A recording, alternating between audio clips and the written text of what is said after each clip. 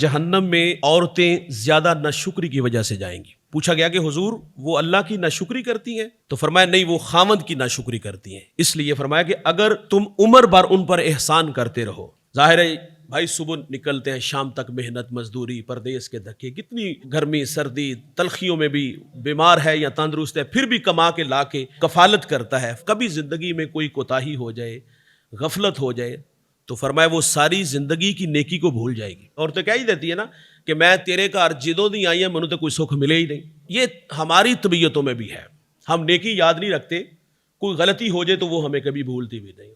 ہماری کسی کے ساتھ دوستی ہے، رشتہ داری ہے، ہم اس کے احسانوں کو یاد نہیں رکھیں گے، اس نے فلاں موقع پر کتنے احسان کیے، مشکل میں ہمارے کام آیا، مشکل میں ہماری ڈھارس بدائی، اس نے ہمیں سہارا دیا، کنارہ دیا، اس کی نیکیاں یاد نہیں ہوگی۔ زندگی میں کہیں کوئی کوتاہی ہوئی ہوگی نا، ہم اسے کبھی بھی نہیں بھولیں گے۔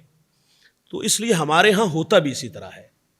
بچوں پر احسان والدین کے کتنے ہوتے ہیں یار، کتنی محنت سے پالتے ہیں۔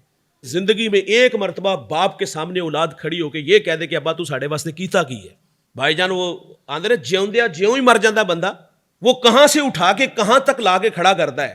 اور پھر یہ بھی دیکھ لیجئے کہ عورتیں زیادہ تر اپنے بچوں کو ساتھ جوڑ لیتی ہیں اور باپ کی ساری زندگی کی محنت خاک میں ملا دیتی ہیں کہ تیرے پیو نے ساری زندگی کیتا کی ہے، ساری زندگی بنایا کی ہے، دنیا کی ہر آسائش نعمت تمہارے قدموں میں رکھ دی، لیکن ہم نے اکثر پردیسی بوڑھوں کو بڑھاپے میں دھکے کھاتے دیکھا ہے۔ ماں یہ نہیں سکھا سکی کہ ہم تو اپنے وطن میں تھے، اپنے گھر میں تھے، اپنوں میں تھے، ہمیں چھت بھی ملی، آسودگی بھی ملی، دنیا کی نعمتیں بھی ملی، وہ تو پردیس کے دھکے کھاتا رہا۔ تو جب اولاد کو یہ سکھایا جائے کہ بیٹا تیرے باپ کے احسان تیرے کندھوں پہ بڑے ہیں، تو کیا اولاد ناشکری کرے گی؟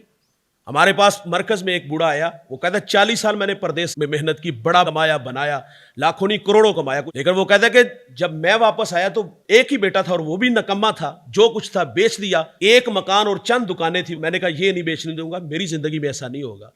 تو کہتے ہیں اسی بیٹے نے میری داڑھی پکڑ کے باہر چوک میں میرے منہ پہ تھپڑ مارے اور ساتھ اس کی ماں بھی شامل ہو گئی۔ وہ کہتا ہے اب تو مجھے ڈر لگتا ہے کہ میں گھر سے کھانا بھی نہیں کھاتا، کہیں زہر نہ ملا دے۔ تو کیا سکھاتے ہیں بھائی؟ اپنی اولاد کو سکھاؤ اپنے ماں باپ، اپنے بڑوں کا احترام، کہ اس کے احسان ہمارے کندھوں پہ بڑے ہیں۔